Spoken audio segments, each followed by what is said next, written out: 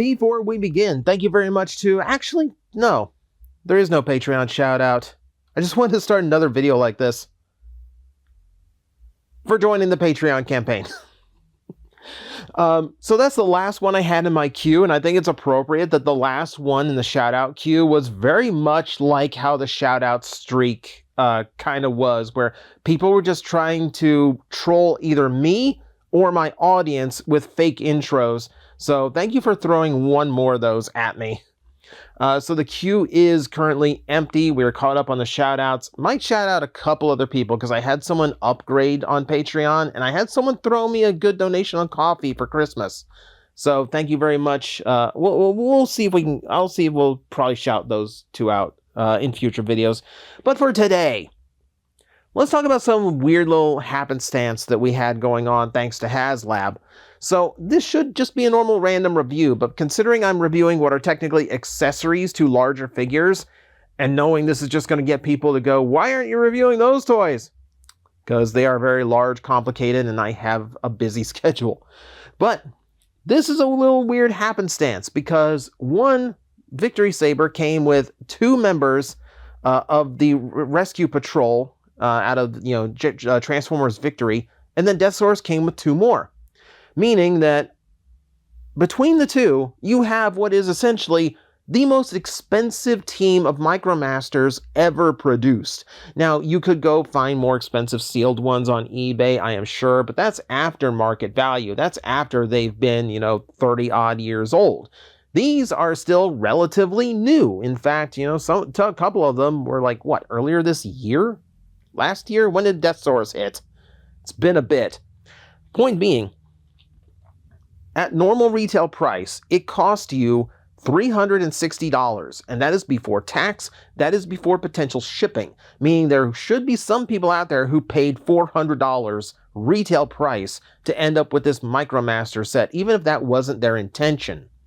And if you're talking now aftermarket, now you're well over $500, making this a pretty elusive and expensive set for such tiny little Transformers.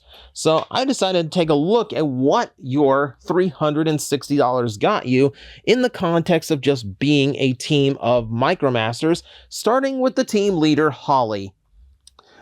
So this is a repaint of Stakeout, who, of course, the G1 toy was repainted into Holly, so no real surprise there. It's a tiny little police car that's heavily decoed in black. I'm not entirely sure I like how the black looks on this. It's like anti-Prowl in how the colors are arranged. But at the very least makes him stand out. It's definitely not the style I'm used to on a Transformer police car. So it does have that going for it. Light blue for the windows, which works very well. The light bar is painted up top.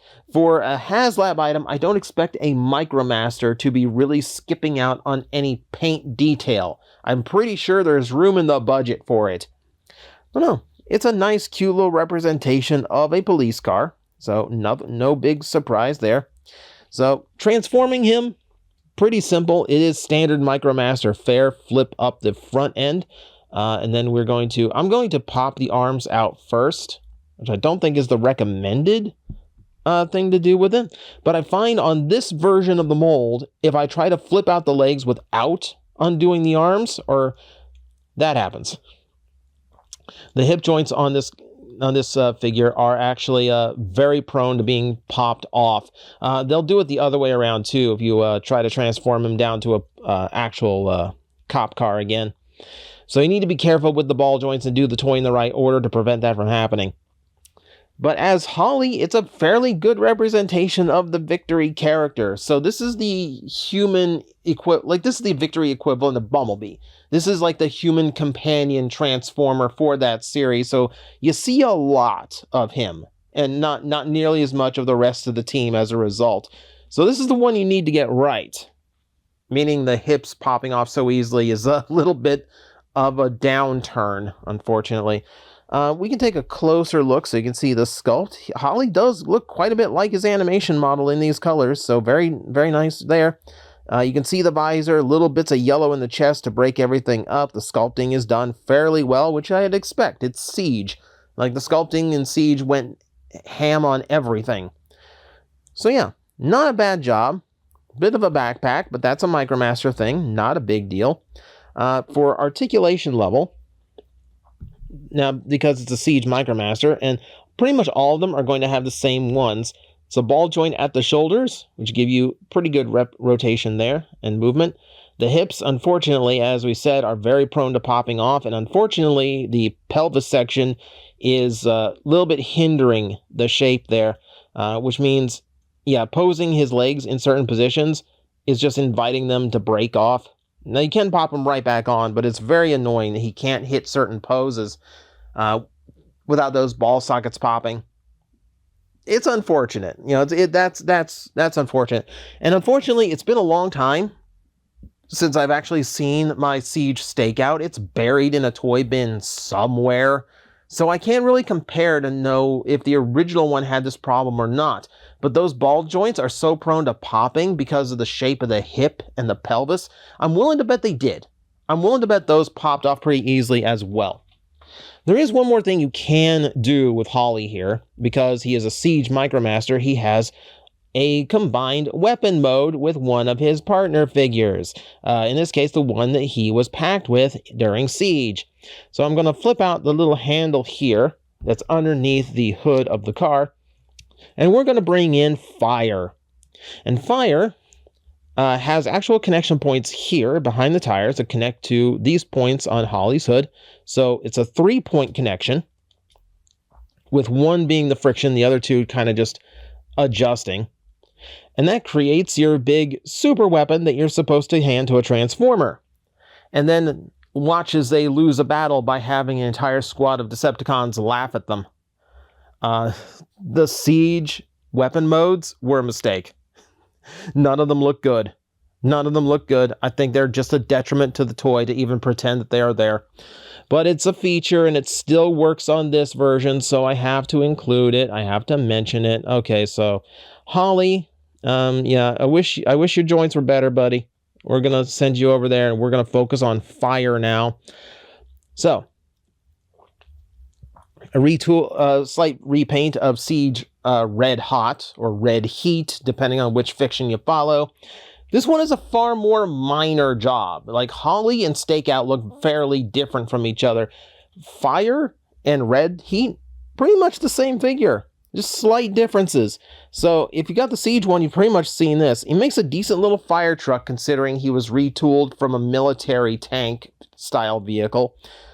He looks fairly decent. He's got the gaps going on in the middle, but I think most G1 style fire trucks had some kind of weird gap issues. Maybe except for Hosehead, I think. My biggest problem with him is the fact that his arms really don't lock into place in vehicle mode very well. Like, there's tabs holding it in place, but it's mostly just for stability and alignment. It doesn't have any friction to hold them there. It's mostly cast in the red and the white plastic. And to their credit, you know, this that used to be the tank turret now actually has full range as the fire ladder. You can also extend it. And at the tip, there is a 3mm port. So you actually can attach little effect parts. If you got a little blue one to make it look like he's spraying water, you have that option. Okay, neat idea. Thanks for including that, just in case I happen to have just the right effect part for this figure. So with that, yeah, now I hate to say it, but this toy also is suffering from some issues that I don't remember from the original Siege version. So I'm going to raise this to get it out of the way. The arms just kind of double hinge down off of the chest, so that's an easy transformation. And then we have the weird part, which is the part where, yeah, the front end of the fire truck here does not want to close up, so that gap is just there permanently. We flip this forward, which takes these big white pieces out of the sides. Yeah, so yeah, unfortunately, it makes the vehicle mode look a little bit ugly. Because unfortunately, like, the legs just have a really hard time staying together. Like, there's just not enough friction there on that little tab. But that said, once you get to robot mode, he actually does look fairly decent. Like, that's Fire. Like, that is actually the character design done pretty well. Again, the sculpting is nothing really to write off. Like, he's got a lot of little detail going on for such a tiny figure. Yeah, and it's pretty well painted to make sure that it's as close to the Victory version as possible. I like the light blue. The worry with a character who's like a red truck that turns into a robot with blue parts is how close to Optimus are you going to look? He comes across a little bit, but I think he avoids it just enough. He's featuring the same levels of articulation, though his hips do seem to work a bit better. Like, I can actually like move them around, you know, and they don't actually pop off the joint, which is really, really nice. His shoulders are much more hindered, however, because he's got this big long stack with the wheel on the top of it. So that's a downside to it. But, you know, Siege Micromasters, like, you don't really expect them to have much posability. So we'll give that one a pass again, because it's supposed to be a cheap figure, but obviously it's not. These Micromasters, I think when you boil it down, are like $90 each. It's like $90 each if you like split it up into fourths. Oh well. So those are the ones that came with Victory Saber. So what about the ones with Deathsaurus? I guess we'll start with Boater. As you can tell from Fire and Boater, not the most clever of names going on at Takara at the time. However, we have a very rare aquatic transformer here, and unlike the ones from from Victory Saber, these are not borrowed from Siege molds. These are completely new to the Deathsaurus release. As such, they don't have weapon modes. Hooray!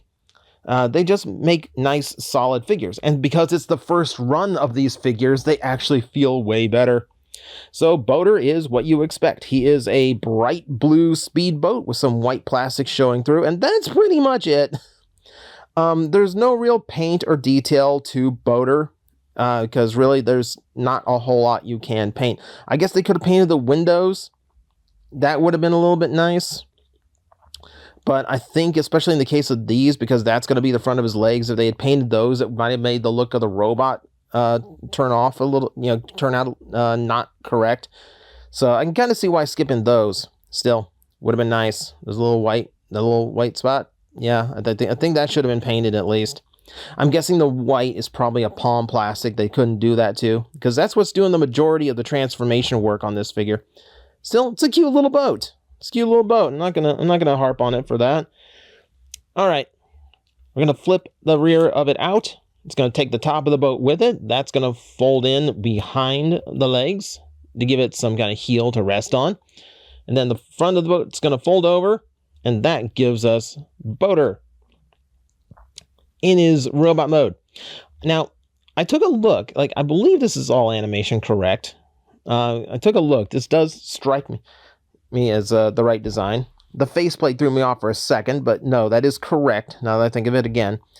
And it does kind of strike a different look. Like, this hits different than his teammates so far. And I don't think it's just the fact that it's a brand new mold and it's not the Siege version. It's, there's no other, original version to compare it to. I just think it has a nice look to it. Like, the gray helmet actually just makes it stand out a little bit. And I kind of like the red window. Like, there's something weird about this color scheme that's, like, actually hitting right for me.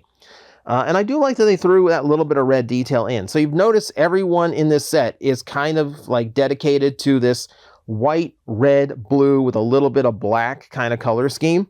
So Boater's sticking to that as well. You can see that same dark gray on the fists, however. So you can see that on the inside of him. You can also tell that a lot of him is painted over in blue. As you can see, there's like see that groove? A little bit of white in there. It reveals the true colors. So a lot of this blue is probably just paint. How about function? Boater? I'm not going to test to see if you can float or not. I'm going to trust that you can. And I'm just going to show that, yeah, the shoulder articulations on him pretty good. Like, that's a unique pose for ball jointed shoulders. So works pretty well there. Hips, still kind of obstructed, but not as bad as Holly. And they actually stay in place, so that's good. So again, same basic 6 points, nothing like surprising. Oh my god, his waist rotates. Nope. He's just Boater, but he's the best one so far. And then we're going to go into the final member, which is Poipo. Poipo being the Japanese onomatopoeia for the sound of a siren on an ambulance. At least that one has a little bit of creativity to it, doesn't it, Boater? It's a cute little ambulance, and again, completely new mold, so it does things a little bit differently. It's the sides being bulked out for the sake of the robot mode arms is a little bit odd for an ambulance, but you know what? I'll accept it. I'll take it. It does feel very much a counterpoint to Holly. Same light bar, same color on the windshields, maybe a little bit more pale in the windows, but still looking pretty good. Like, this is a tiny little ambulance, and it's fairly convincing in that role. I also like how, like, all the way around, it looks pretty solid in vehicle mode. Like, there's no gaps where you can see, like, the hinges of the legs or something. You know, it's just a nice little ambulance toy. All right. Transformation on him. Again, we're doing something a little bit different. So the front end is going to flip out this time, and then the feet will flip out forward. If I could focus. All right, and the feet will flip out forward to swap out parts from the windshield. And then, yeah, that's pretty much the long and short of it. So you're going to go ahead and pull the arms out, double hinge them down off the torso. That doesn't fold back, which is still accurate. And that's going to give us, Poipo in his robot mode. Strangely enough, the only one of the Micromasters that actually displays the Autobot symbol in robot mode. What, are the rest of you not proud of being an Autobot? Okay, you're slacking. Again, it's the same 6 points of articulation. They are done well. They are very solid. You do have that hinge in the torso, so that's something if you can find out a way to work it. Hips, again, a little bit restricted in some angles, but again, the hips are not falling off. I will take that. And we'll do one final close-up just so you can see the detail on him. I do think because these aren't designed at the same time as the Siege molds, that they do come across a little bit more plain in the sculpting, a little bit more strict to how accurate they look to animation. But I still think it's doing a decent enough job. I still think it looks pretty good for what it is. So yeah, that's your team. That is the Rescue Patrol team from Transformers Victory. And yeah, the most expensive team of Micromasters that you could buy at retail price. Now, obviously, these are meant to just be bonuses with Death Source and Victory Saber. So I'm just kind of like, I'm absolutely trolling about the whole like most expensive Micromasters thing. But it is interesting to me that there is a full team representing, you know, one of like the most prominent Micromaster teams of all, and it's split up in this way that makes it very expensive to actually get a hold of. If you're a Micromaster enthusiast, this had to be very, very frustrating. Now, obviously, you could probably get these individually from people who parted them out from Death Source and Victory Saber much, much cheaper. But I have to go by retail price, and retail price says, yeah, $360 to get all four, please. I think the more interesting thing about this is, if you think about it, 5,000 more Death Sources sold than Victory Saber, which means that somewhere in the world, there are 500 Boaters and Poipos who will never be united with the rest of their team, which is a little sad when you think about it. It's also very odd, you know, but at least the other two members are like normal Siege Micromasters. Holly will take a little bit of paint to take the stake out of him, but at the very least, there's that little option there. But there you go. That's what the most expensive team of Micromasters looks like. For little bonuses, they're fine. And I'm actually surprised at how good the two new molds are. They feel much better than the Siege figures, so that's something. It's just a shame that, you know, these two, I understand they're bonuses, but at that price point, could you please maybe like shore up the molds a little bit before you release them? Just so they don't feel like super cheap and flimsy. Thank you very much, Hasbro. But, like I said, they're just bonuses, so I'm not going to hold it too much against them. But there's your look at those. Thank you very much for watching. I hope you enjoyed this weird little random thing I decided to do. And, as always, I will see you next time.